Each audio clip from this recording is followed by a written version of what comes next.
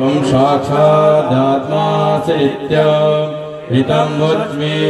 सत्यं वच्मि अवतं माम् अवक्तारम् अवश्रोतारम् अवधातारम् अवधातारम् अवानुचानमवशिष्यम् अवपश्चातात् अवपुरस्तात् अवचोतरातात् अवदक्षिणातात् अवचोर्ध्वातात् अवाधरातात् सर्वतो मां पाहि पाहि समन्तात् त्वं वाङ्मयस्त्वं चिन्मयः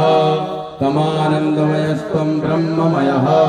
त्वं सच्चिदानन्दाद्वितीयोऽसि त्वं प्रत्यक्षं ब्रह्मासि त्वं ज्ञानमयो विज्ञानमयोऽसि सर्वं जगदिदं तत्तो जायते सर्वं जगदिदं त्वत्तिष्ठति सर्वं जगदिदं त्वयेमिष्यति सर्वं जगदिदं त्वयि प्रत्येति त्वं भूमिरापो नलो निलो नभः त्वं चत्वारि प्रधानि त्वं गुणत्रयातीतः त्वं कालत्रयातीतः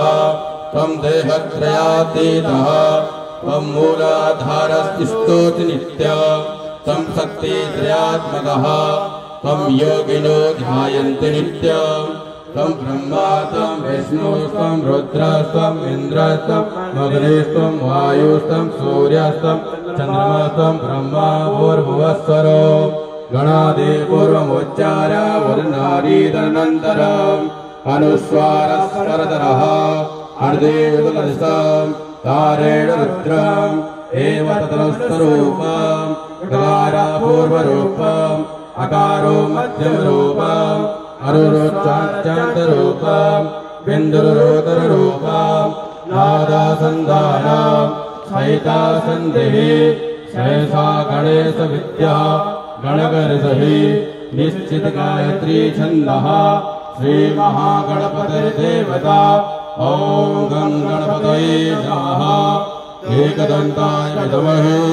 वक्रतुण्डाय धीमहि तन्नो